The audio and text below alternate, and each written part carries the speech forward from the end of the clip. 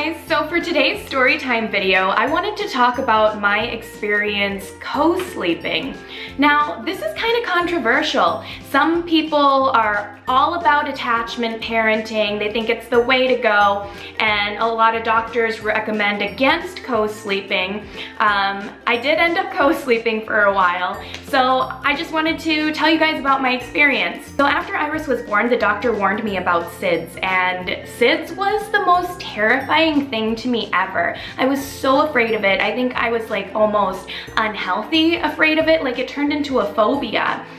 The first couple months with Iris, I made sure that I was awake with her at night. I wanted someone awake with her all the time. John would watch her during the day, and then I would try to stay up as long as possible and just watch her so that I could prevent anything from happening. So let's start with the first time I co-slept. I actually did not want to co-sleep this time. There was freak weather in Los Angeles. It was January. Iris was a couple months old, and the temperature got below 30. It was below freezing weather, and our power went out in the house.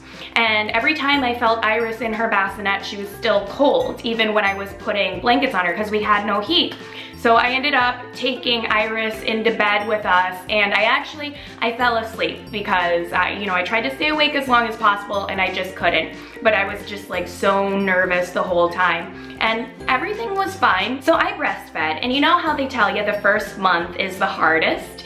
Well, Iris never really got over that. She would always comfort feed at night. She wanted to eat so much at night, and up until she was about 10 months old, she was waking up 5 to 8 times a night, so like every hour and a half or so, and I was so exhausted and so sleep deprived. I lasted a few months doing this, but then I know like one night I walked to her bedroom. So her bedroom was like across the hall from me and John's bedroom. So like at night I would wake up and I'd have to walk all the way down the hall to go feed her. That was really exhausting to do that 8 times a night. So at this time we had like an extra guest bed in Iris's room, and I would lay on that bed and breastfeed her. And one night I was just so exhausted after doing this for months and months that I fell asleep next to her.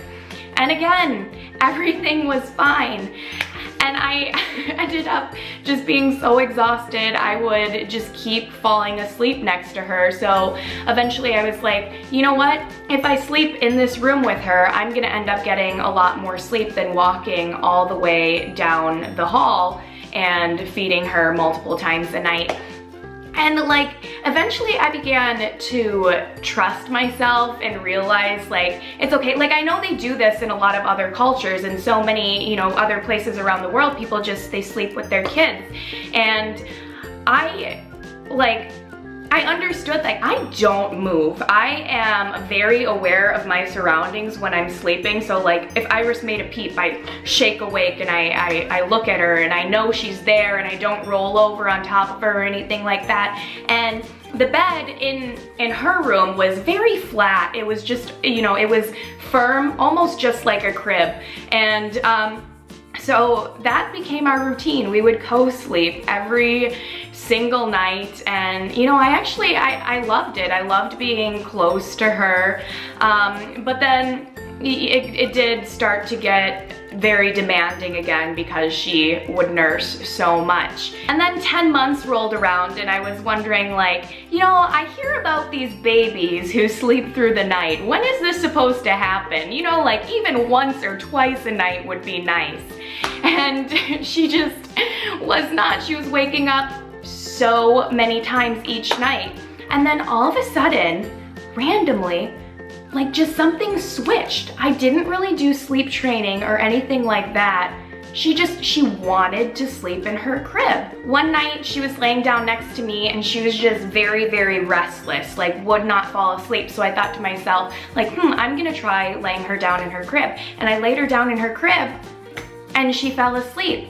And then now she doesn't even want to sleep with me. She like prefers to sleep in her crib. Like she just squirms all over the place if she's in bed with me, will not go to sleep. She'll cry and cry until I put her in her crib. Like she likes her crib now. That's comforting to her, and I don't know what made that happen. It just did, so it leads me to believe that that's just what Iris needed. She needed me to sleep with her then, and now she needs to sleep in her crib. That's just how she is. Everything happens for a reason type thing. Occasionally when we're traveling, she'll still want to come into bed with me, but most of the time when we're traveling, she sleeps in her pack and play, and at home, nope, always in her crib.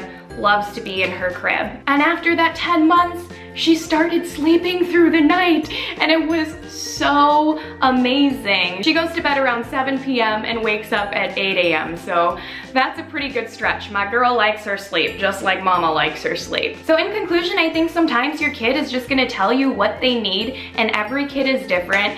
And as a parent, it's your job to decide what you think the best call is to keep them safe and happy. And like, you never know what's the right thing when it comes to parenting. So thank you guys so much for watching. In the comment section, other moms, let me know, did you co-sleep or did they sleep in their crib? Did you do sleep training? And please go ahead, give this video a thumbs up, subscribe if you're not already subscribed, and always remember that I love you, and stay tuned for more videos. Mwah.